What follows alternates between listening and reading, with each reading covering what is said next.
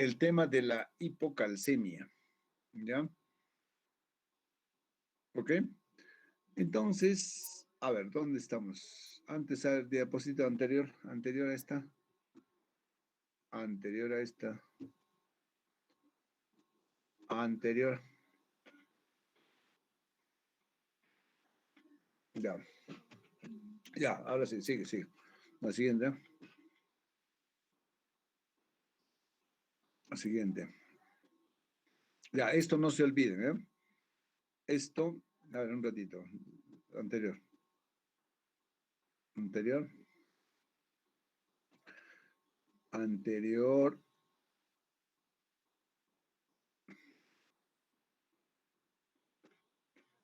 Ya, ahí déjalo.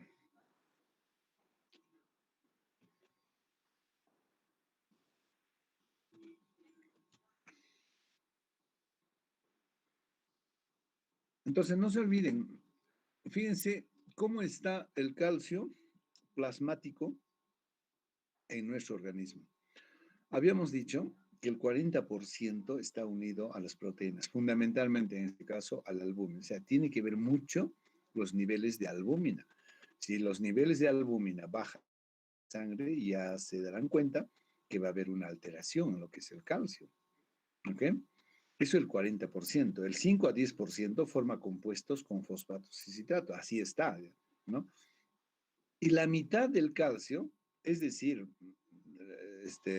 sabemos que está entre 8.5 hasta 11, vamos a poner un promedio de 9, 5, 10, la mitad es calcio iónico, que es el biológicamente activo. Por eso es de que en los exámenes de electrolitos, ¿no? Sale el calcio, pero en este caso el calcio iónico, como anoche revisábamos con los alumnos del grupo, ¿no? En las prácticas, ¿no?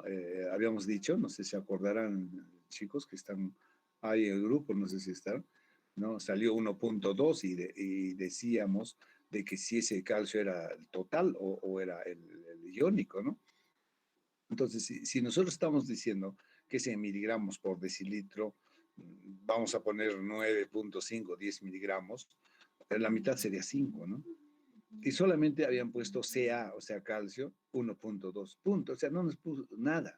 Por eso que deducimos nosotros que probablemente sea el calcio iónico, porque para convertir en milimoles, que estaba así anoche, puesto en un caso clínico de 1.2, se multiplica por 4. Y cuando multiplicas por 4, se convierte en miligramos por decilitro.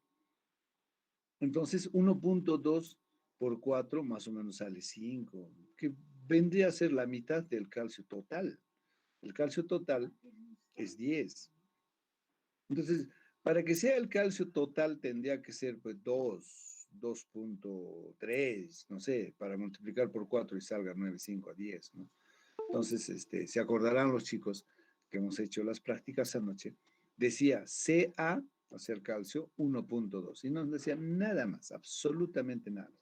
Pero como les digo, usualmente en los dosajes que hacemos de electrolitos sale el Ca con una I minúscula en adelante. Entonces eso nos dice que es el iónico, que es, dicho sea de paso, el biológicamente activo, es lo más importante, es el que está funcionando permanentemente, ¿no? Por eso se llama biológicamente activo, ¿ya? Entonces, entonces, eso hay que tener en cuenta. Fíjense entonces, a ver, qué cosas se está ya acá alterando, o bueno, no alterando, sino qué factores tiene que ver en lo que es los niveles normales de proteína. Mira, otro factor importante que mañana vamos a discutir, ¿no? El tema del equilibrio ácido básico, ¿no? También la alcalosis va a aumentar la fijación. Fíjense un poquito más abajo, ya que estamos hablando de electrolitos y equilibrio ácido básico. La alcalosis aumenta la fijación del calcio a la albúmina y desciende el calcio iónico. En este caso sí desciende el calcio iónico, ¿ya? Fíjense más arriba.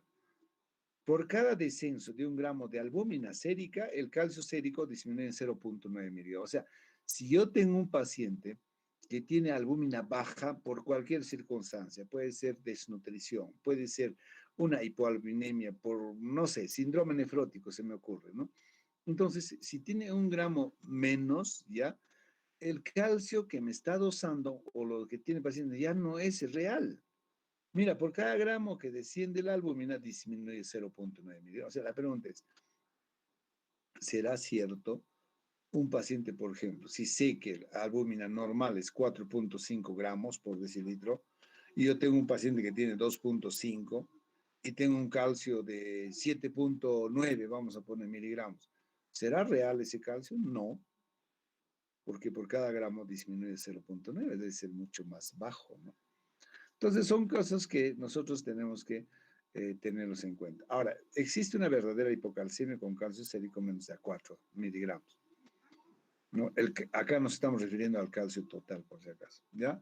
Siguiente. Ahora sí, entonces, considerado así los aspectos genéricos de lo que es el calcio, vamos a adentrarnos básicamente ya a lo que es la hipocalcemia. ¿Ya? La hipocalcemia entonces se define, ¿no? Cuando el paciente está con cifras menores de 8,5 miligramos por decilitro.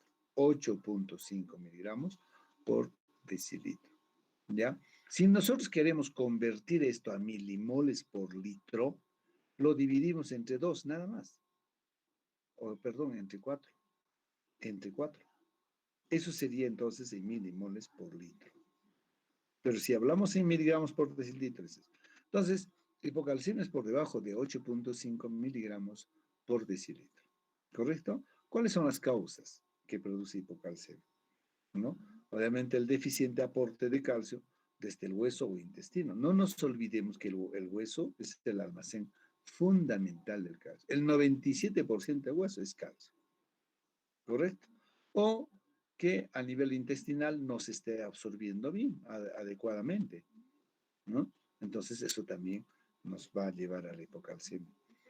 Todas las causas que produce hipoparatiroidismo, todas las causas, desde una cirugía, ¿no? De la paratiroides, ¿no? La irradiación por cualquier circunstancia, no sé, una radioterapia, por ejemplo, o infiltraciones de causas idiopáticas que produzcan hipoparatiroidismo, como el síndrome poliganglional autoinmune o la candidiasis mucocutánea. La hipomagnesemia o hipermagnesemia puede también o sea, cursar con hipoparatiroidismo y eso a su vez produce hipocalcemia. Enfermos críticos, todos los enfermos que están en esta condición, por sepsis o grandes quemados, ¿no? Resistencia ósea a la paratormona, o sea, todas estas van a ser causas de hipoparatiroidismo y a su vez de hipocalcemia. Ahora, por deficiencia de vitamina D, por ejemplo, dieta o insolaciones insuficientes, ¿no? De vitamina D puede producir hipocalcemia. Los síndromes malabsortivos, ¿no? ¿No? Es todo un capítulo, seguramente eso lo van a ver en gastroenterología, ¿no? Las cirugías del tracto digestivo superior, donde se absorbe precisamente el calcio. Entonces, obviamente, si ya no tengo, ¿no? Por algunas circunstancias, cirugías, resecciones intestinales, etcétera, ¿no? La insuficiencia renal, fíjense, la insuficiencia renal produce hipocalcemia. Vayamos fijando algunos conceptos. El síndrome nefrótico produce hipocalcemia. Los medicamentos como los anticonvulsivantes, la difenildidantoína y los barbitúricos. El raquitismo dependiente de vitamina D tipo 1, el raquitismo dependiente de vitamina 2 tipo 2 y el raquitismo resistente a la vitamina D. Pues todas estas van a llevar a la deficiencia de vitamina D, lo cual va a llevar a la hipocalcemia, ¿correcto? A la hipocalcemia. Por otro lado, su primo hermano, cuando el fósforo, que es el primo hermano del calcio, se eleva, el calcio baja. Viceversa, si el calcio se eleva, vamos a ver que el fósforo baja. Entonces, ¿en qué casos podemos tener la hiperfosforemia? ¿No? En casos de citólisis o lesiones tras quimioterapia, por ejemplo, la radomiólisis, ¿correcto? La pancreatitis aguda, no, por calcificación tejido blando, por ejemplo, produce hipocalcemia. El síndrome del hueso hambriento, las metástasis osteoblásticas, es el exceso de captación ósea de calcio. Todas estas van a ser causas de hipocalcemia. O sea, cuando nosotros estamos frente a un paciente que tiene hipocalcemia, tenemos que identificar, ¿no? Las posibles o posible causa que está produciendo el problema. ¿Correcto? ¿Qué es lo que pasa entonces cuando el calcio baja. Lo primero que se hace es activarse, ¿no? Esta glándula que va a regular el calcio y a su primo hermano, que es el fósforo. Gracias a esta glándula paratiroides es de que se regula este calcio-fósforo. Entonces, si el calcio baja, ¿qué va a pasar? Esta glándula, que son como especie de botoncitos, ¿no? Que están por delante de la glándula tiroides, por eso se llama paratiroides. Para significa cerca la tiroides. Son 4 botoncitos, estas como respuesta a que el calcio ha bajado en la sangre del paciente, se va a incrementar la paratormona, ¿correcto? Y la parotormona, ¿qué va a hacer? Es un soldado, es un policía que hace cumplir. Dice, señor, yo de donde sea saco calcio. Y ese de donde sea va a ser justamente el hueso. Les estoy diciendo que el hueso es un almacén importantísimo de calcio. De tal manera entonces que va a resorber, ¿no? Va a reabsorber, vamos a decir aunque sea, ¿no? El calcio del hueso. Eso es lo que hace la paratormona. ¿A fin de qué? A fin de compensar ese calcio bajo. O, por otro lado, lo que hace es aumentar la reabsorción del calcio a nivel intestinal, ¿no? Va a disminuir la reabsorción de fosfatos y por otro lado va a aumentar la síntesis de la 1,25 dihidroxicolicarciada. ¿Dónde se produce eso? En el riñón. ¿Correcto? Eso es lo que hace, a fin de compensar esa hipocalcemia. Y por otro lado, finalmente lo que hace es aumentar la absorción del calcio. Eso hace la paratormona. Entonces, de esa forma, ¿no? Se trata de compensar cuando el calcio baja, ¿no? Baja o disminuye los niveles de calcio, ¿no? Entonces, un ratito, por favor, hay llamadas que voy a contestar porque me llaman del hospital, me esperan. Aló, Marco. ¿Qué tal, Marco? Cuéntame. Sí. Ujú, ujú. Ajá, ya, ya. Ujú, ajá.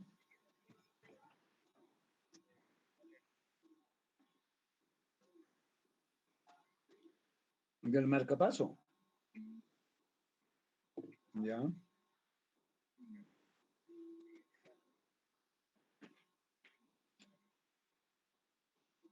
Ujú, ya.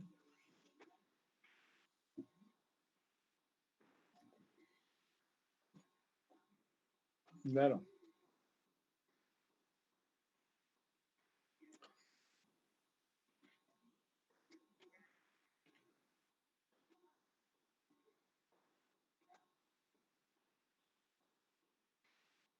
A ver, mañana, ¿a qué hora le van a poner marcapaso? ¿A qué hora? 8 de la mañana. Entonces hay que hablar con la señora Villasante de almacén. O sea, ahorita el marcador está en almacén, no está en farmacia.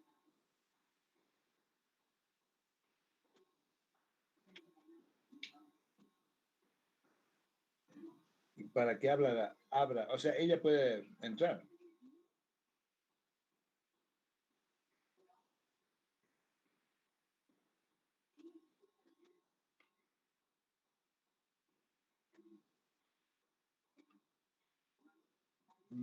Bueno, y lo otro es pues hablar con la señora Villasante para que mañana un ratito se vengan, ¿no? A las 7 de la mañana. Claro. Yo tendría que llamarle a la señora Emperatriz Villasante, ¿ya? Y si no, ella dirá pues que abran nomás y ya saben dónde está. Claro, entonces lo pueden sacar los de farmacia, porque se supone mañana los de farmacia están a las 7 de la mañana, ¿no? Entonces, por cualquiera de los dos vías. No, por eso te digo, pero, o sea, si ella viene, porque seguramente va a ser así, ella misma viene, lo saca, la señora Villasante. Pero si dice que entren nomás al almacén, entonces con la llave maestra entrarán y la de farmacia entra y lo sacará, ¿no? Entonces esa situación lo podemos hacer. Yo voy a llamar, voy a terminar una de mis clases y voy a llamar a la señora Emperatriz. ¿Ya? Listo, Marco. Ya, listo. Un abrazo. Chao.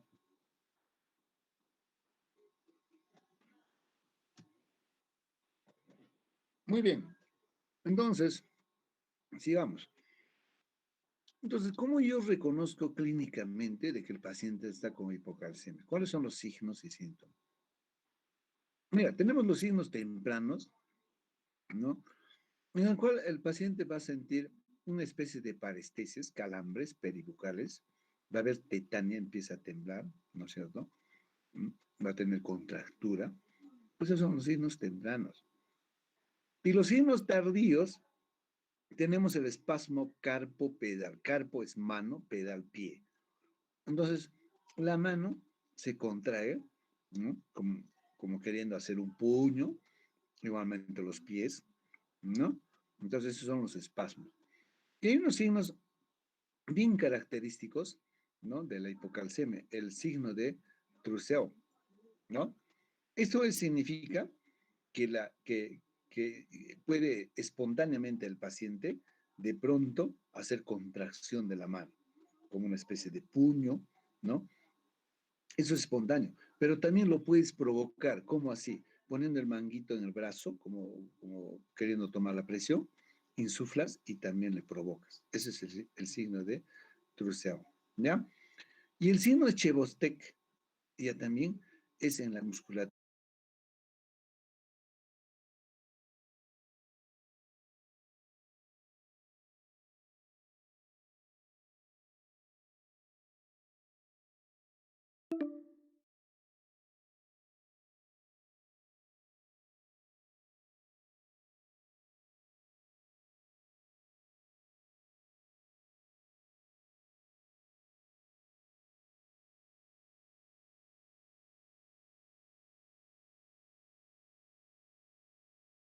calcemia.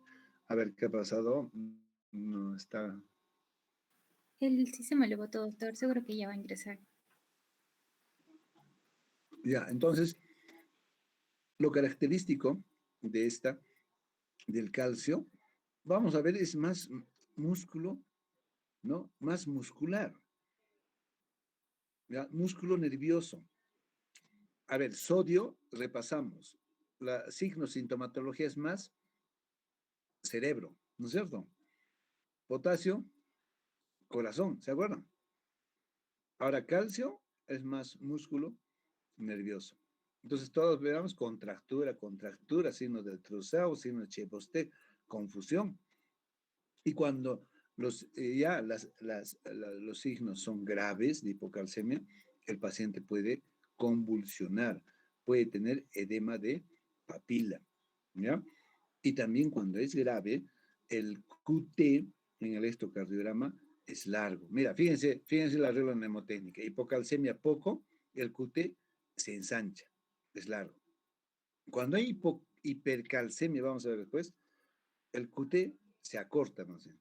Es todo lo contrario. Hipocalcemia QT largo, ¿correcto? Y esto, ¿no? Puede llevar a una insuficiencia cardíaca aguda. Entonces, fíjense, es sencillo los signos y síntomas, ¿ya? De la hipocalcemia. Siguiente.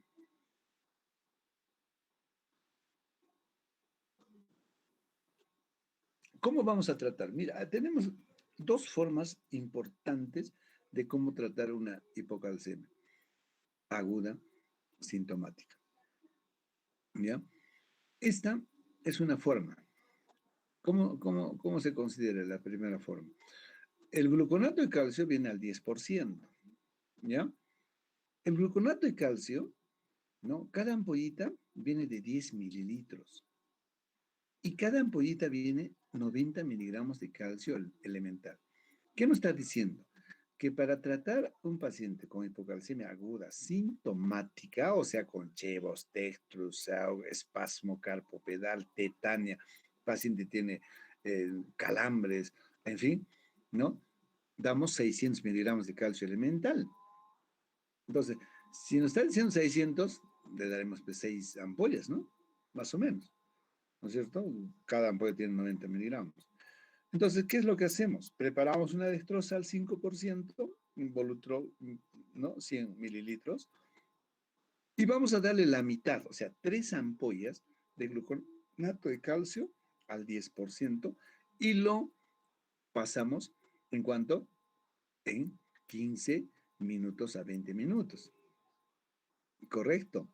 En 15 a 20. Mira, y fíjense lo que, no sé si les he dicho, pero en todo caso, ahora se los voy a decir. ¿Ya? El calcio, este gluconato de calcio se debe pasar con dos condiciones fundamentales. Uno es diluido, debe ser diluido y debe ser lento. Yo no puedo pasarle rápidamente. La pregunta es ¿por qué? Porque pasado rápidamente y no diluido, peor todavía, ¿no? Puede producir arritmia cardíaca. ¿Está claro? Entonces ustedes tienen que decir, por favor, jefa, me lo pasas en 15 minutos estas 3 ampollas que lo estamos preparando en Volutrol en 100 centímetros. ¿Correcto? ¿Ya? ¿En qué situación, pregunta examen, se debe pasar el gluconato de calcio así ya está, ponle? La enfermera que está y conoce, se va a decir, doctor, el gluconato de calcio se pone lento y diluido. ¿Cómo que voy a ponerle así rápido, está y todavía uno sobre otro, hasta 4 ampollas? ¿En qué casos? A ver, delegada, ¿dónde está la delegada? Karen. Doctor, aquí estoy. ¿En qué casos tú agarras el gluconato y le pasas, boom, en una sola? Seguro que la enfermera te dice, doctora, así no es. No, ponle, después discutimos. No, doctora, no se pone así. Ponle y después discutimos. Eh, no sabría decirle, doctor. No les he dicho, ¿no? No, doctor, no nos ha mencionado. En la hiperpotasemia. La hiperpotasemia en segundos se te muere y hace paro cardíaco en tus narices. Y el único que estabiliza membrana cardíaca y evita el paro cardíaco, ¿qué cosa hemos dicho que es? El gluconato de calcio.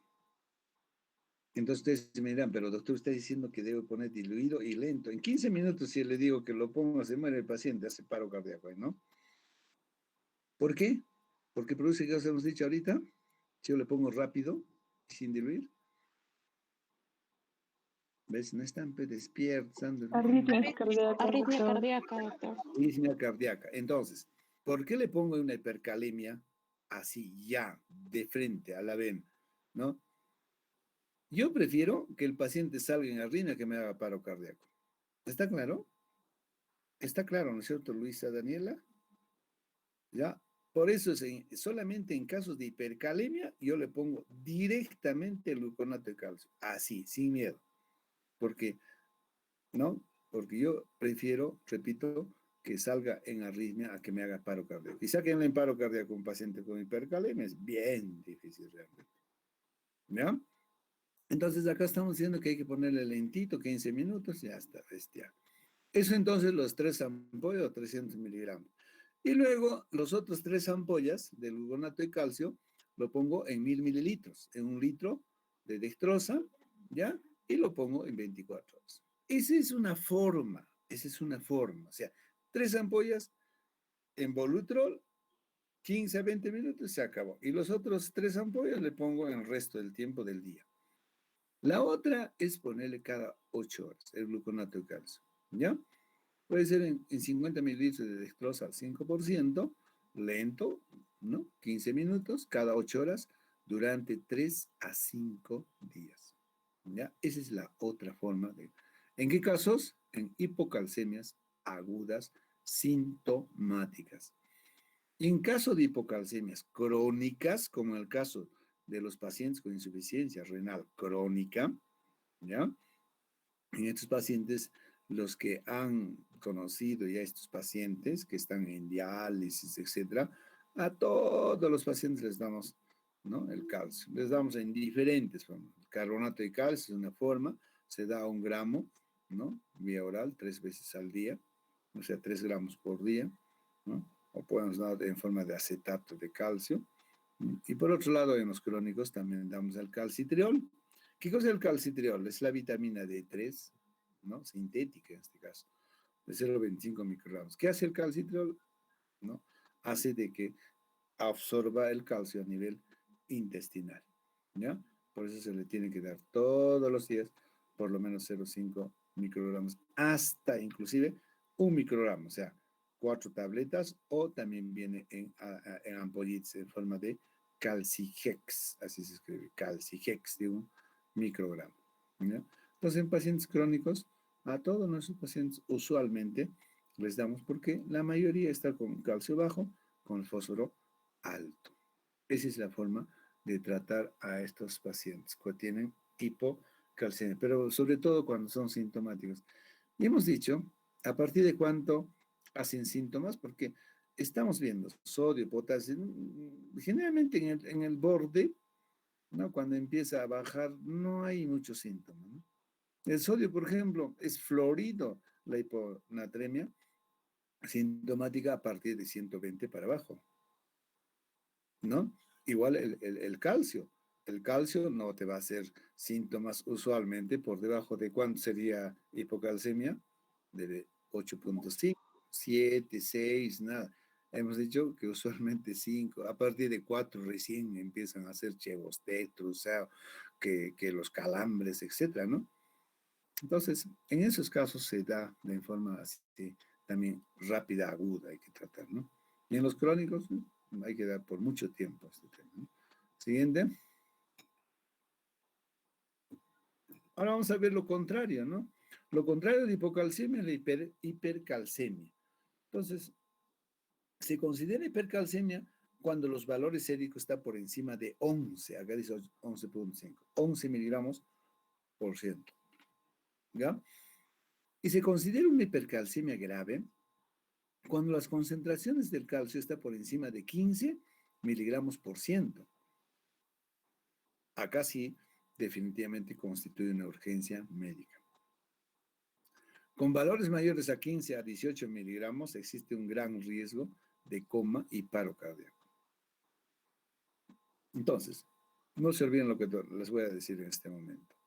Pacientes que tienen hipercalcemias severas, más de 15 miligramos, tienen que ser mal pensados.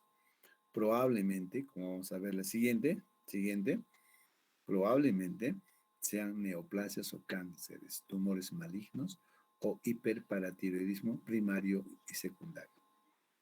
¿Ya? O sea, el 90% de los pacientes que tienen hipercalcemias severas, más de 15 miligramos, tenemos que ser mal pensado, es cáncer oculto, o es un cáncer que ya está diagnosticado. ¿Ya? Entonces, ese tema lo tiene que...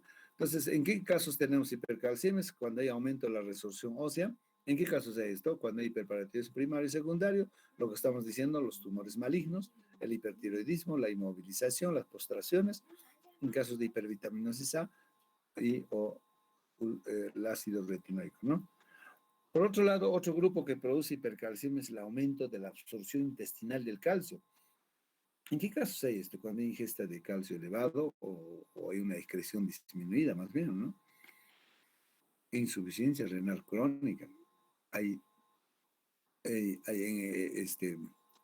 Se va a producir también el síndrome de leche alcalí en los neonatos, ¿no? Hipervitaminosis D, ¿no? En estos casos, con el uso de derivados de la vitamina D, la granulomatosis por sarcoidosis u otro tipo de granulomas, ¿no? Los linfomas malignos. En todos estos casos que les he mencionado, hay aumento de la absorción intestinal del calcio, por consiguiente hipercalcemia. En otros casos tenemos como los fármacos, el litio, por ejemplo, en pacientes psiquiátricos, ¿no? Antipsicóticos, tiazidas, teofilina, insuficiencia renal aguda por rabdomiólisis, también insuficiencia adrenal, los feocromocitomas son los tumores de la suprarrenal. Siguiente.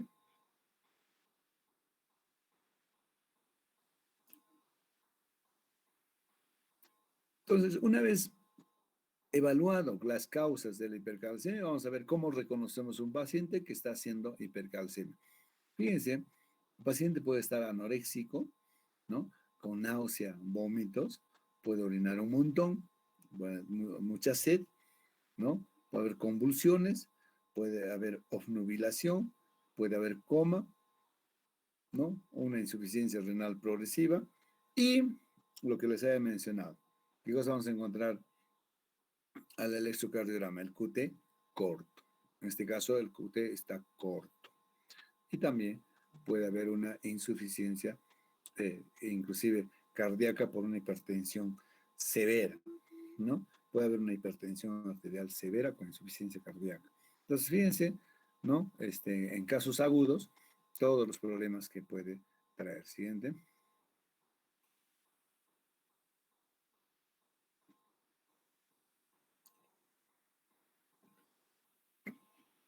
En casos crónicos de hipercalcemia, ¿qué vamos a encontrar? Litiasis renal, cálculos, nefrocalcinosis, sobre todo en niños, insuficiencia renal crónica, puede haber por hipercalcemia, por impregnación del parénquima renal, úlceras pépticas, pancreatitis, por hipercalcemia, las queratopatías en banda, las nefropatías tubo intersticial por depósito de calcio, las calcificaciones viscerales. Entonces, esto vamos a encontrar cuando los pacientes ya son crónicos. Siguiente.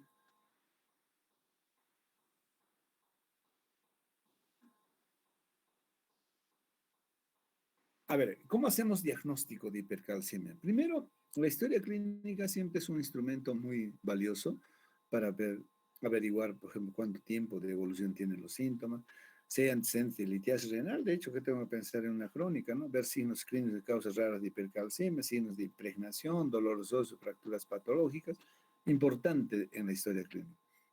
Al examen físico tenemos que ver el estado de hidratación, la condición hemodinámica, el estado de conciencia, presencia de dolores, calcificaciones de partes blandas. Siguiente. Al laboratorio, ¿qué vamos a encontrar? Tenemos que hacer dosajes de calcio total, calcio iónico, el fósforo. Fíjense, la albúmina, la urea, todo lo que tiene que ver con el calcio, ¿no? Hemos dicho que la albúmina tiene que ver, sí tiene que ver, porque un gran porcentaje, el 40% está unido a la albúmina. La función renal, ¿cómo está la función renal? ¿No? Ya hemos dicho, si hay un paciente que está ya con insuficiencia renal aguda o crónica, ¿no? Seguramente el calcio va a estar disminuido, ¿no? El hemograma completo, tenemos que hacer dosajes de los otros electrolitos también, como está el sodio. Siempre, por más que estemos frente a un cuadro claro de hipercalcemia o hipocalcemia, tenemos que saber también cómo están los otros electrolitos. Hay enfermedades que van, ¿no?, con depresión de todos estos electrolitos. Por ejemplo, una hipomagnesemia, baja el sodio, baja el potasio, baja el calcio, baja el fósforo. Entonces siempre es necesario. También el dosaje del calcio y fósforo en orina de 24 horas, ¿no? La paratormona, que tiene que ver con la regulación, la intacta en este caso, y la vitamina D también que tiene que ver con la regulación. O sea, la anamnesis es importante, tu historia clínica. El examen físico, el laboratorio para complementar el estudio y definir el tema, ¿no? El siguiente. No, obviamente, todo lo que es imágenes o la imagenología también nos va a ayudar, sobre todo cuando se trata, habíamos dicho, el 90% de todas las hipercalcemias son los tumores malignos y el hiperparatiroidismo, ¿no? Entonces tenemos que buscar, estamos obligados en un paciente que tiene hipercalcemia, sobre todo si son severas, buscar pues tumores en cualquier parte del organismo, ¿no? Puede ser a nivel de mediastinal, hay que buscar carcinomas, linfomas, sarcoidosis, etcétera, etcétera, etcétera, ¿no?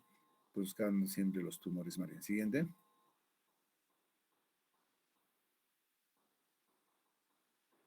El electrocardiograma, ya habíamos dicho, los cambios que se producen en esta, obviamente el QT está corto, hay problemas en el trastorno de la conducción, ¿no? Puede haber arritmias, se puede encontrar el PR acortado que hemos dicho, ¿no? Bradicardia, arritmias severas en caso de pacientes con compromiso miocárdico, tratamiento digitálico, eso también es importante, averiguar si el paciente está tomando digitálicos, ¿no? Siguiente.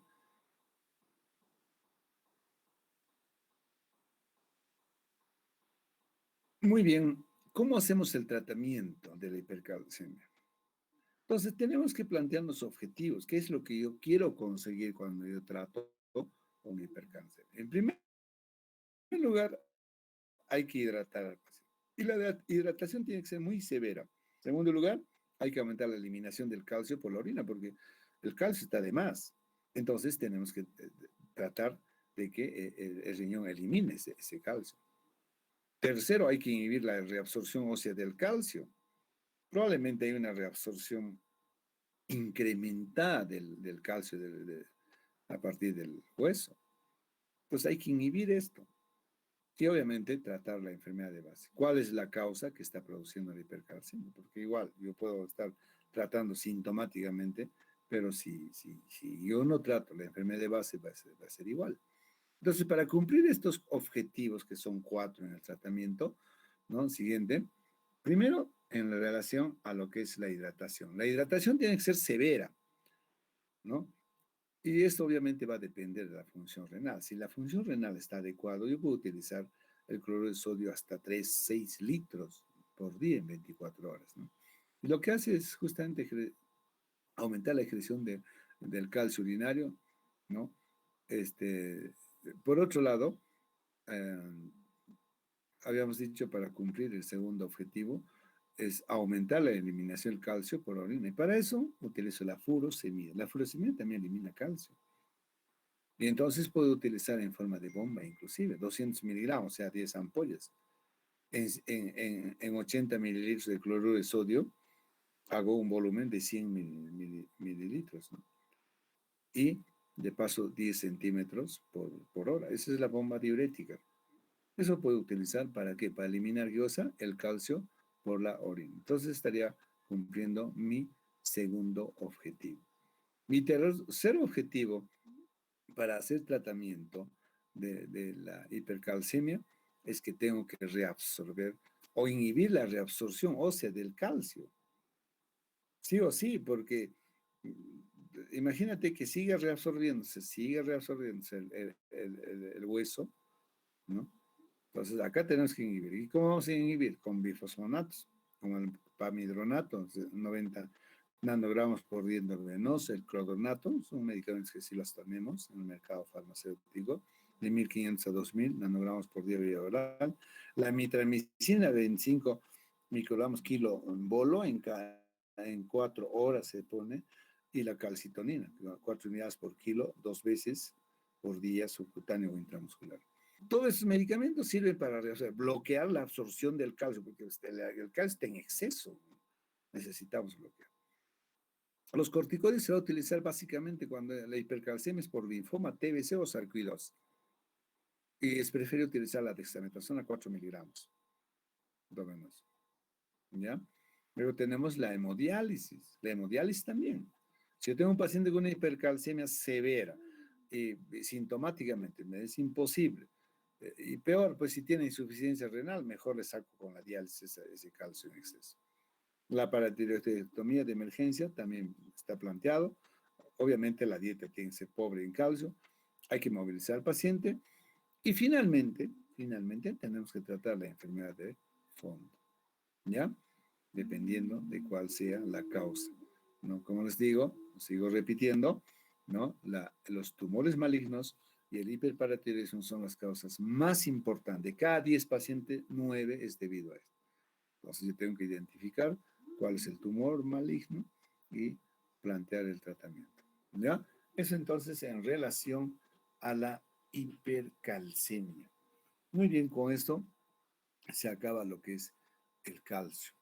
Vamos a ver ahora los trastornos del fósforo, ¿ya? Del primo hermano. Siempre está en relación a fósforo, calcio, así como el agua. El agua, su sombra del agua, ¿cuál es? O digo, del sodio es el agua, al revés, ¿no? La sombra del sodio siempre está en relación, trastornos del sodio, con el agua. Acá los trastornos van de la mano, calcio y fósforo. Entonces ahora sí, vamos a ver el fósforo. Y como siempre, tenemos que, ¿no? Repasar qué cosa hace el fósforo en nuestro organismo. ¿Cuáles son las funciones que cumple el fósforo en nuestro organismo? Entonces, el fósforo forma parte estructural de las nucleoproteínas, es un regulador enzimático, es un mediador de respuesta celular a partir de la AMP, es un captador de energía, fíjense, ¿no? la ADP y la ATP sobre todo, es un regulador de la liberación de oxígeno por la hemoglobina. Entonces tiene que ver mucho en lo que significa el oxígeno sanguíneo. Regulador de la actividad de la 2,3-difosfoglicerato intra dentro del eritrocito, ¿no? Entonces es una enzima muy importante y el fósforo tiene que ver en la regulación. La regula el metabolismo del calcio, la paratormona y vitamina D, ¿no? Bueno, me estoy olvidando de grabar. Dice que hay que grabar las clases. Supongo que la delegada está grabando también, no sé.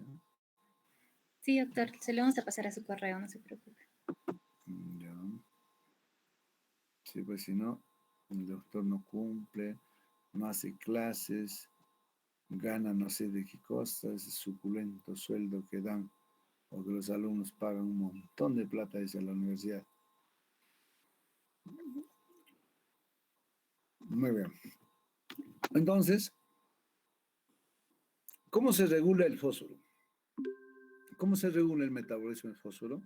La paratormona, habíamos dicho que es la hormona que tiene que ver en la regulación del calcio y fósforo. ¿Y qué hace la paratormona? Disminuye la absorción intestinal de fósforo. Fíjense, el equilibrio de esto, de disminuye, elimina la excreción, hace que el fósforo esté en un estado homeostático, ¿no? En una constancia. Como que siempre hablamos, todos estos elementos, así como el agua, tienen que estar en un equilibrio, tienen que estar en una homeostasis. Entonces, la paratormona disminuye la absorción intestinal de fósforo, incrementa la excreción renal del fósforo, incrementa la remodelación ósea. Eso, un factor importante, la paratormona en la regulación. Por otro lado, la vitamina D incrementa la absorción intestinal de fósforo, incrementa la reabsorción renal del fósforo, o sea, a nivel intestinal y renal, incrementa la reabsorción ósea del fósforo. Eso hace la vitamina. O sea, en la regulación tiene que ver la paratormona, tiene que ver la vitamina D. Siguiente. Muy bien. Una vez repasado entonces, ¿no? Porque estos son temas pues de fisiología, pero les tengo que recordarles, porque ustedes seguramente han aprobado con 18, 19, pero no, se olvidan pues que existe hasta este elemento, ¿no? Del fósforo. ¿Qué hace el fósforo? ¿Qué hace el cal? Tenemos que saber, porque si no mal podemos nosotros hacer diagnóstico y hacer tratamiento, porque repito y sigo repitiendo, ¿no? En el curso nosotros solamente deberíamos hacer diagnóstico y tratamiento. Se supone que ustedes saben toda la parte de anatomía, fisiología, embriología, farmacología, saben anatomía patológica, saben fisiopatología, pero al final no saben nada. Entonces tengo que estar repasándolos como a bebitos, cosas tan básicas, elementales. Entonces tu pregunta de ti, Luis Manuel, ¿sí? ¿Por qué nos haces el repaso? Porque si no, no me vas a entender nada, te va a dar sueño. Entonces, haciendo el repaso, recordando para qué sirve, qué hace el fósforo en nuestro, voy a yo recién interpretar entonces, carambas, por eso es de que pasa esto o de que pasa aquello. Esa es la intención, ¿ya? Y si ustedes dicen, doctor, ¿sabe que esos temitas pues, para nosotros es una pichanguita, ya no nos haga perder tiempo, vamos de frente al tratamiento, al diagnóstico, lo hacemos también. Pero estoy bien seguro que ustedes ni sabían para qué sirve el fósforo en el organismo. Saben que existe fósforo y nada más. Pero así les tengo que decir porque estoy viejito ya en la docencia. Y eso pasa en todos nosotros. En mí también pasó, así que ni se preocupen, ¿ya? Entonces, por eso yo siempre les digo, la nefrología, que es ya el último eslabón de todo lo que significa la especialidad. O sea, para saber nefrología, tienes que saber desde embriología, cómo se forma el riñón, cómo está estructurado el riñón, cuál es la estructura, cómo funciona, eso es anatomía, fisiología. Y cuando se altera esto, ¿cómo se explica la fisiopatología? ¿No? Y de ahí recién viene, y antes todavía, la semiología, cómo hacemos diagnóstico, ¿no? Cómo abordamos el paciente nefrópata, semiología, fisiopatología, y finalmente, ¿qué cosa viene? La clínica. Entonces, por eso yo siempre les digo, ¿no? en la parte última, ¿no? Podemos todavía afinar algunos conceptos básicos que ustedes pues no las tienen claro, ¿no? No las tienen claro. Entonces, por eso que les haga todavía siempre un repasito. Y en todos los capítulos voy a hacer un repasito. Hasta de cuánto mide un riñón, ¿no? El derecho, el izquierdo, porque así solamente vamos a hacer una buena clínica, porque si no, después de esto, manan cancho, ya no hay nada ya, hasta el internado, ¿no? En el internado seguramente muchos de ustedes ni van a saber cómo se diagnostica la hipocalcemia, cómo se diagnostica la hipercalemia, ¿no? Pero si ustedes están tomando nota, me están queriendo entender por lo menos por lo que estoy hablando, porque es bien difícil para mí, ¿no? Realmente hacerles clase, no sé quiénes serán ustedes, pues Ingrid, María, no sé, no, es bien difícil. Cuando es en la clase presencial, la cosa es muy diferente, pero bueno, así es, pues estas cosas nos llevan a estas situaciones, pero tenemos que, de alguna forma, avanzar, porque también en algún momento yo dije, yo cierro el hospital, no dejo, bueno, pues ya ustedes no pueden ni siquiera entrar, ¿no? Hacer prácticas virtuales es un loquerío, pero tenemos que hacerlo, ¿no? No hay otra. Muy bien, vamos a empezar entonces en lo que es trastornos del fósforo, hablando del déficit del fósforo. ¿Qué cosa? ¿Cómo se llama? La hipofosfatemia o hipofosforemia. A ver, de nuevo, es igual, es decir, hipofosfatemia o hipofosforemia. ¿Cómo se define esto? Primero tenemos que saber cuánto es lo normal. El fósforo, para decir, pues desde acá para abajo es hipo y desde acá para arriba es hiper. El valor normal es de 2.7 a 4.5 miligramos por decilitro. Entonces, vamos a definir hipofosforemia aquellos con valores menor de 2.7 miligramos por decilitro. ¿Correcto? Entonces, puede disminuir el fósforo plasmático sin que disminuya el fósforo corporal total por paso de fosfatos al compartimento intracelular y al hueso. Como hemos dicho, también es un elemento no intracelular muy importante. En el plasma se encuentra en forma de fosfato. Y solamente un 15% va ligado a las proteínas. Siguiente. Siguiente. Entonces, ¿cuáles son las causas de hipofosforemia, no? Entrada de fósforo al interior de la célula, donde tiene que estar, así como el fósforo, digo, el potasio, ¿se acuerdan? ¿No? ¿Y en qué situaciones, no, va a hacer de que el fósforo ingrese dentro de la célula?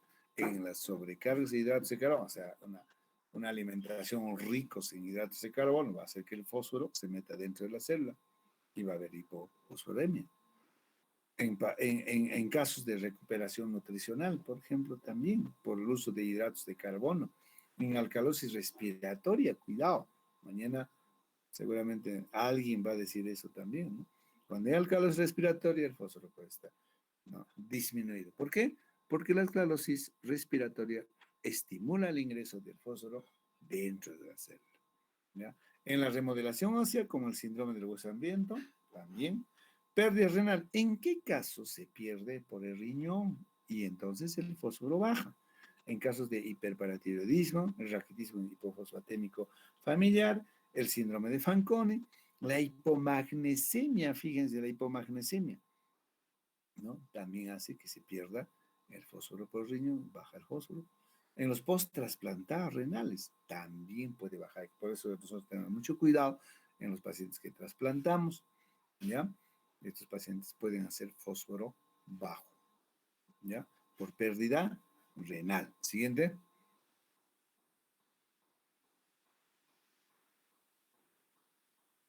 Pérdidas digestivas en casos de mala absorción. O sea, obviamente si no absorbe el fósforo, se pierde, pues, ¿no? La ingesta excesiva de antiácidos. Y en algunos casos mixtos, por ejemplo, el alcoholismo también produce hipofosforemia, síndrome de abstinencia, la acidosis diabética, administración de sueros glucosados, pueden producir hipofosforemia. Siguiente. ¿Cómo nosotros diagnosticamos la hipofosforemia?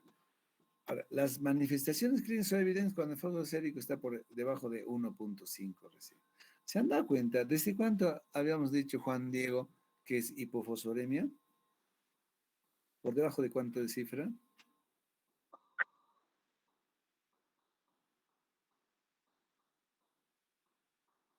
2.4. ¿No es cierto? Entonces, dice, ¿no? Una verdadera clínica se va a presentar cuando el fósforo está por debajo de 1.5 miligramos. Recién se hace evidente. No es que 2.7 es, digamos, el límite inferior, 2.6, 2.5, debería, ¿no? Nada, mira, 2.2, 2. Recién cuando está por debajo de 1.5, hace clínica. Igual que el sodio, sigo diciendo, igual que el potasio, igual. ¿Ya? Igual que el calcio también, ¿se han dado cuenta? El calcio, por ejemplo, presenta verdadera signo-sintomatología cuando está por debajo de 5,4. Este mira, por debajo de 1.5, recién hace clínica evidente de hipócrita. ¿Qué es lo que va presentar el paciente como clínica, sus signos y síntomas? Mira, a nivel hematológico, ¿no? Va a haber dificultad de eliminación del oxígeno por el eritrocito. ¿Se acuerdan que tenía que ver mucho en lo que es la oxigenación, el fósforo? Entonces ahí desprende, por eso es que hago repaso de fisiología, ¿no?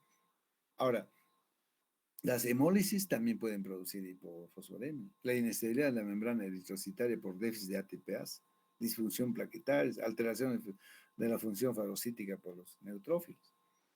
Entonces eso a nivel hematológico. Todo eso se va a presentar. A nivel neuromuscular va a haber miopatías, debilidad muscular, insuficiencia respiratoria, la rhabdomiólisis, la insuficiencia cardíaca. Siguiente. A nivel del sistema nervioso central va a haber encefalopatía metabólica, irritabilidad, convulsiones, coma, el síndrome similar al Guillain-Barré, o sea, el Guillain-Barré es una parálisis progresiva, ¿no es cierto?, de la musculatura, ¿no? Entonces, a nivel del sistema nervioso central puede haber este problema, por eso similar, ¿no? Puede haber parálisis, ¿no? Y en hipofosfatemias crónicas puede haber osteomalacia, enfermedad ósea. Siguiente. ¿Y cómo hacemos el tratamiento de la hipofosforemia? Administración de fosfatos debe ser por vía oral siempre que se pueda, ¿no? Suficiente la leche. La leche es rico en calcio, rico en fósforo. Muchas veces es suficiente eso. Claro, y en casos severos, pues ni hablar, no vas a estar haciéndole tomar leche, porque muchas veces puede llevar incluso problemas de tipo del sistema nervioso central, ¿no? Puede llegar inclusive hasta el coma. Entonces, en casos severos, podemos utilizar el fosfato de potasio como fosfocalio, 2.5 miligramos por kilo en 100 mililitros, de cloruro de 0.9% cada 6 horas. El fosfato de sodio 30 mililitros 3 veces por día. Y obviamente hay que monitorizar, hacer dosajes de fósforo serio. Eso entonces cuando hay hipofosforemia. Vamos a la parte contraria. ¿Qué cosa es hiperfosforemia? Son aquellos pacientes que tienen cifras más de 4 miligramos por decilitro, ¿no? 4.2, 4.7, ¿no? Eso se llama hiperfosforemia o hiperfosfatemia. Ya habíamos dicho que es un elemento mayoritariamente intracelular. En el plasma se encuentra como fosfatos y unido a proteínas. En el mantenimiento del fosfato sérico intervienen la vitamina D, que favorece su absorción intestinal, y la paratormona, que incrementa la excreción renal. Siguiente. ¿No? Entonces estamos haciendo por encima de 4.5. ¿Cuáles son las causas de hiperfosfatemia? La insuficiencia renal aguda y crónica va a producir el fósforo alto. Y con el calcio, ¿qué pasa? Baja. Baja el fósforo. En una insuficiencia renal aguda o crónica, baja el calcio, sube el fósforo. Salida del fósforo intracelular. ¿En qué situaciones puede producirse eso? Porque estamos diciendo que es mayoritariamente intracelular. Entonces, cuando hay acidosis láctica o isquemia tisular, puede salir la rhabdomiólisis, lisis tumoral tras quimioterapia, hemólisis. ¿Bien ya? Aporte exógeno. Intoxicación por vitamina D, enemas y laxantes que contengan fosfatos, puede producir hiperfosfatemia. Causas endocrinas, ¿cuáles? El hipoparatiroidismo y el pseudo-hipoparatiroidismo. El hipertiroidismo, la acromegalia, los estados postmenopáusicos pueden producir, o sea, causas endocrinas pueden producir hiperfosfatemia. En otros casos, el tratamiento con bisfosfonatos, como habíamos mencionado ya, y en la calcinosis tumoral. La clínica. ¿Qué cosa vamos a encontrar en un paciente que tiene hiperfosfatemia? Hipocalcemias. ¿No es cierto? Habíamos dicho, ¿no? El aumento agudo de fosfato plasmático, por ejemplo, en las lisis tumorales, puede producir insuficiencia renal aguda por depósitos tubulares. A nivel de corazón puede haber arritmias hasta paro cardíaco por depósitos de fosfatos cálcicos. Siguiente. Puede haber calcificaciones metastásicas en el caso, por ejemplo, de las insuficiencias renal crónica, que vamos a ver, es bastante frecuente, ¿no? Calcificaciones tanto a nivel pulmonar, mediastino, a nivel vascular, ¿no? La enfermedad renal crónica avanzada produce hiperparatiroidismo secundario que va a provocar hipocalcemia, aumento de la resistencia del hueso a la paratormona, disminución de la síntesis de calcitriol, estímulos sobre glándulas paratiroides. Siguiente. ¿Y cómo hacemos tratamiento? En casos de hiperfosfatemias agudas, ¿no? Hay que aumentar la eliminación con diuresis forzada, cloruro de sodio a 9 por mil, igual, ¿no? Igual que la hipercalcemia, tenemos que hidratar severamente con 3 a 6 litros por día de cloruro de sodio. Y si el paciente tiene insuficiencia renal, la diálisis. En hiperfosfatemias, eso agudas. En crónicas, los quelantes. Aquel fósforo está muy alto. Necesito bloquear, necesito quelar la absorción del fósforo, ¿no? Y para eso yo utilizo el hidróxido de aluminio, puedo utilizar el carbonato de calcio, ¿no? Como quelante del fósforo. Hacemos que bloquee, ¿no? La absorción del fósforo. Y podemos utilizar diálisis. Entonces, para esto, para quelar, podemos quelar con el hidróxido de aluminio, aunque ahora ya no se utiliza porque puede producir, sobre todo si el paciente tiene insuficiencia renal, encefalopatía alumínica, ¿no? Ustedes saben que el hidróxido de aluminio está en los antiácidos. Antes se utilizaba esto como quelante del fósforo, imagínate, ¿no? Pero el paciente terminaba haciendo una encefalopatía por aluminio, ¿no? Entonces, lo que utilizamos como quelante fósforo es el acetato de calcio y el carbonato de calcio, ¿no? Siguiente. Y finalmente, ¿no? Vamos a ver, ¿no? Los trastornos del metabolismo del magnesio, ¿ya? El magnesio es un ion también muy importante, ¿no? Que muchas veces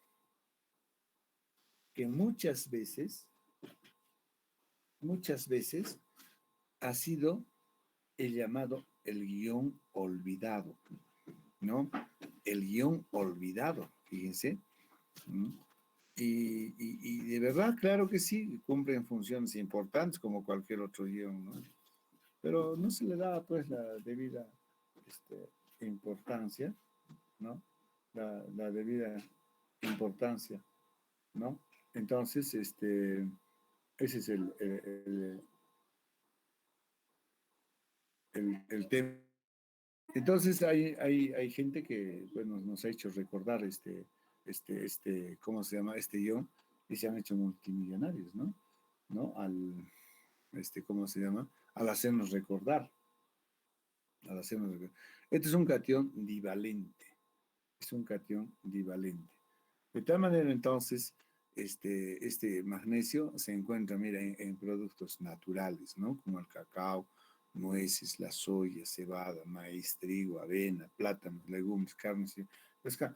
Muchas veces, entonces, bueno, hay un colega que se ha hecho multimillonario haciéndonos recordar este guión olvidado, ¿no? No sé si ustedes conocen, produce este producto, el magnesol, como que, y lo presenta como que fuera una panacea, un medicamento que va a tratar todo, ¿no? Y no es así. Entonces, en vez de estar comprando tu caja de magnesol, mejor cómprate pues 1 kilo de nueces, de cebada, maíz, digo que naturalmente se encuentra, ¿no? O sea, entonces, en el organismo existe más o menos 28 gramos de magnesio. 28 gramos de magnesio. Su mayor concentración, ¿no? Su mayor concentración es intracelular también, ¿no? Y se encuentra entre 2 a 2,2 miliequivalentes por litro. 2 a 2 puntos. Fíjense, el rango es bastante estrecho, ¿no? Por debajo de 2 hablamos de hipomagnesemia y por encima de 2,2 hablamos de hipermagnesemia. El 38% está ligado a las proteínas, fíjate, a las proteínas, ¿ya? Las necesidades de magnesio son de 250 miligramos, ¿no? Al día y es mayor en el embarazo y la lactancia, ¿correcto? Entonces, eso es lo que este, tenemos. ¿Cuáles son los factores reguladores o que regulan el metabolismo del magnesio? El riñón, a través de la parotormona que favorece la absorción tubular de magnesio. A nivel del hueso, la parotormona que hace favorece la liberación de magnesio del hueso. Las hormonas tiroideas disminuyen el magnesio sérico. Es muy importante, mira, fíjense en la regulación, ¿no? Acá tiene que ver mucho el riñón, tiene que ver el hueso, la hormona tiroidea, la calcitonina, ¿no? Aumenta la reabsorción tubular renal del magnesio, ¿no? Que va a eliminar el magnesio, la hormona antidiurética elimina el magnesio, ¿no? O sea, unos son los que favorecen la liberación, otros, ¿no? La reabsorción, otros la eliminación, de tal manera que así se regula este ion magnesio. Siguiente. ¿Cuáles son las funciones bioquímicas que cumple el magnesio? ¿No? Cumple un papel muy importante en el metabolismo celular, ¿no? Mediante la activación de las ATPase sodio y potasio. Mira, fíjense, muy importante en la regulación del sodio y potasio, de acuerdo a nivel de la membrana celular. Entonces, el magnesio sí, acá cumple una función importante en la síntesis de proteínas, en la fosforilación oxidativa de la glucosa, activación de la adenilciclasa, ¿no? Hay una estrecha interrelación con el potasio, esto del magnesio. Por eso siempre, cuando uno hace un estudio de potasio, el calcio igualmente, ¿no? Tenemos que ver también cómo está el magnesio. Muchas veces el calcio puede estar bajo, buscas causas y causas y causas, no encuentras, no encuentras. Y muchas veces el problema es el magnesio que está muy bajo. Si yo no corrijo ese magnesio, seguramente no vamos a corregir ese calcio que está bajo, el potasio que está bajo. Tiene que ver, por eso les digo, siempre cuando uno estudia un guión, no solamente uno debe dirigir al estudio de tal guión que me parece que es el problema, sino todo, ¿no? Por eso pedimos, pues, y no solamente los guión, hacemos un estudio también de cómo está el estado hídrico del paciente, cómo está el estado del equilibrio ácido básico, como vamos a ver mañana, o sea, todo el medio interno, hay que ser unidad, excitabilidad neuronal. Siguiente.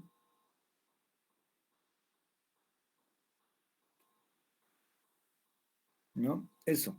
Ahora sí, una vez repasado esto, vamos a ver cómo es la hipomagnesemia. Se define como un magnesio por debajo de 2,0 miligramos por litro. ¿Ya? ¿Cuáles son las causas de hipomagnesemia? El aporte insuficiente, como la malnutrición calórico-proteica, nutrición parenteral, pérdidas renales, magnesio baja, casos de insuficiencia renal aguda, diuréticos, nefropatías crónicas, gentamicina, cisplatino, medicamento que se utiliza pues, en el cáncer, tratamiento de cáncer, diabetes mellitus, hiperaldosteronismo, el hipertiroidismo, hipercalcemias, el alcoholismo. Fíjense, estas van a hacer de que se pierda el magnesio, ¿no? De que se pierde el magnesio por el riñón y por consiguiente va a producir hipomagnesemia. Siguiente.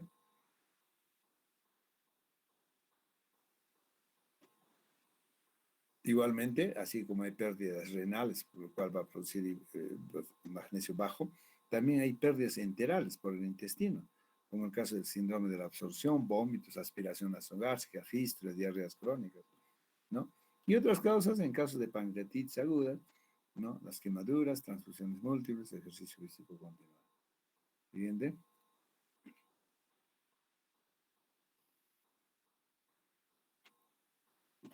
¿Cómo nosotros reconocemos desde el punto de vista clínico la hipomagnesemia? A nivel neuromuscular.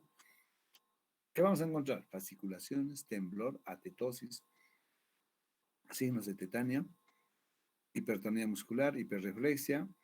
Alguien estará diciendo esto, me está haciendo recordar hipocalcemia, ¿no? Parecido, mira, tetania, fasciculación, temblores, calambres, parestesis, como que fuera una hipocalcemia, ¿no? De hecho, ¿qué tenemos que hacer entonces? Un diagnóstico diferencial. Vértigo, ataxia, nistagmus, apatía, depresión, confusión, coma, inclusive puede llegar a la muerte. ¿No? Siguiente. A nivel cardiovascular, ¿qué es lo que pasa con el magnesio bajo? Ahí va a haber taquicardia, sístoles, arritmias, cardiopatías isquémicas, hipertensión arterial. A nivel digestivo, espasmos de víscera hueca, disfagia, anorexia, náusea, puede llegar hasta delilio. A nivel hematológico puede haber anemia. Y esto es una cosa muy importante, ¿no? Puede haber hipocalcemia, hipofosfatemia, hipopotasemia. O sea, bajan todos los elementos, cuidado, que sea el causante de todo, que el magnesio esté bajo. Hipocalcemia, hipofosfatemia, hipopotasemia. Pregunta de examen. Siguiente. ¿Y cómo tratamos una hipomagnesemia? Cuando el magnesio está por debajo de 1.5 miligramos por litro, tenemos que iniciar por vía oral el hidróxido de magnesio, 200 miligramos 3 veces al día, el pidolato de magnesio, el lactato de magnesio. Y, ¿cómo se llama? Por vía parenteral, el sulfato de magnesio, 10 gramos en 24 horas. En infusión, luego 6 gramos por día por 3 días. Eso es más o menos nosotros lo que utilizamos, ¿no? Para tratar la hipomagnesia con el sulfato de magnesio. Primeramente 10 gramos y luego 6 gramos. Siguiente. Vamos a lo contrario. Una hipermagnesemia se define cuando está por encima de 2.2, ¿no? Miligramos por litro. Las manifestaciones clínicas se presentan con magnesio sérico superior a 4.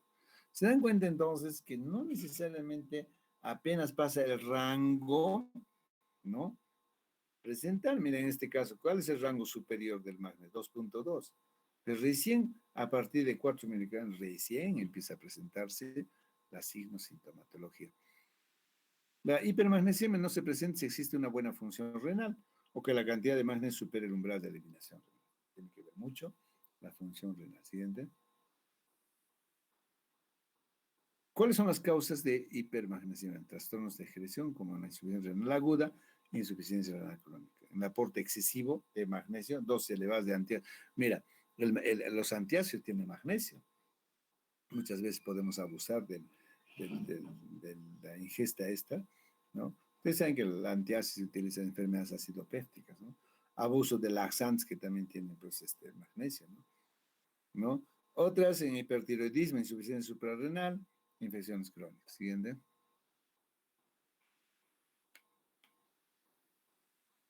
¿Qué cosa presenta un paciente que tiene magnesio alto? A nivel cardiovascular, aumento de la conductividad cardíaca, disminución de la contractibilidad, alteraciones del EKG, mira, el PRA puede estar aumentado, el QRC ensanchado, el QT alargado. Ay, caramba, me hace recordar la hipercalemia, ¿no? Puede haber hipotensión refractaria, siguiente. A nivel del sistema nervioso central neuromuscular, puede haber bloqueo sináptico, somnolencia, letargia, disartria, atrax, puede llegar a inducir coma. A nivel hematológico, puede haber diabetes hemorrágicas con sangrados, ¿no? Coagulopatías urémicas. A nivel digestivo, inhibición del transporte de agua y sodio. A nivel intestinal, disminución de la peristalsis, náusea y vómito. Siguiente.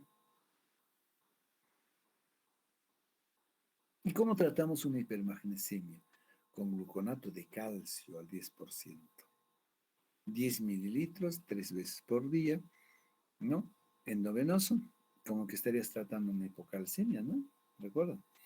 Y en casos de que haya insuficiencia renal, es preferible tratar con hemodiálisis de urgencia, ¿no? Entonces, ese es el tratamiento que debemos hacer. Muy bien. Entonces, hasta el momento, lo que hemos hecho es, ¿no? Avanzar con todo lo que es trastornos del agua. Lo que estamos haciendo es estudiar, ¿no? Trastornos del medio interno. Y doctor, ¿de qué se compone el medio interno? Se compone de agua, se compone de electrolitos.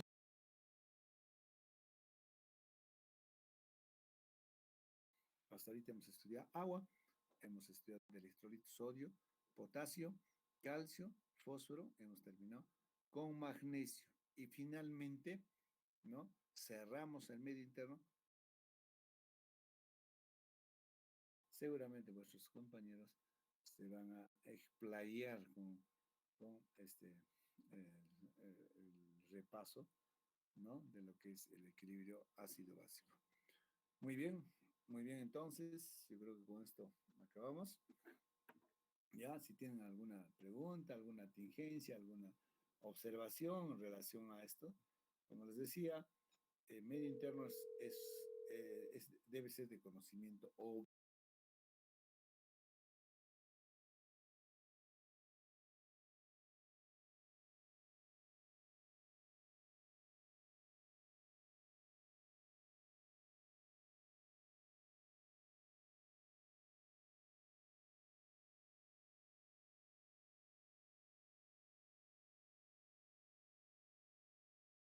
Cardiovascular, ¿no es cierto? Operas un aneurisma, paciente que se ha desangrado, hace una operación de 6 a 8 horas y finalmente por el sangrado, paciente hace insuficiencia renal aguda, hipercalemia, el paciente se muere, un paro cardíaco. ¿De qué sirve tanto te has rajado? Por haber o ser pues experto o tengas una experticia en cirugía, por ejemplo. Entonces, todos debemos manejar el medio interno. ¿No? Listo. Si tienen alguna pregunta, alguna tingencia de cualquier parte de lo que se ha avanzado, y si no, mañana nos estamos viendo a las 12 del día, ¿ya? Para el seminario correspondiente. Muy bien. ¿Qué dice la delegada? Doctor, disculpe una consulta. En cuanto al examen, ¿cuántas preguntas van a hacer, por favor, y cuánto tiempo? El examen va a ser 30 preguntas, nada más, ¿no? 30 preguntas va a ser. Y va a tener una duración de 50 minutos. Ya, y eso va a ser el día domingo. Doctor, ¿no existe la posibilidad, por favor, de que lo podamos pasar para el lunes? No, no sé, habría que preguntar a los demás docentes, ¿no? Yo ya les había dicho para el día domingo. Entonces, ellos ya saben. No sé si... Doctor, me comuniqué con un compañero de otro grupo y me dijo que no, ni siquiera han terminado. Entonces que hablemos con usted, que bueno, también los otros docentes están retrasados. Ya, lo voy a ver. Voy a hablar y mañana me llamo, ¿no? Para poder definir bien. Voy a hablar con los 3 docentes más. ¿Ya? Listo, muchachos. Ha sido un gusto estar con ustedes. ¿Listo? Hasta mañana. Está bien, Chao, doctor. chao. Chao. Buenas noches.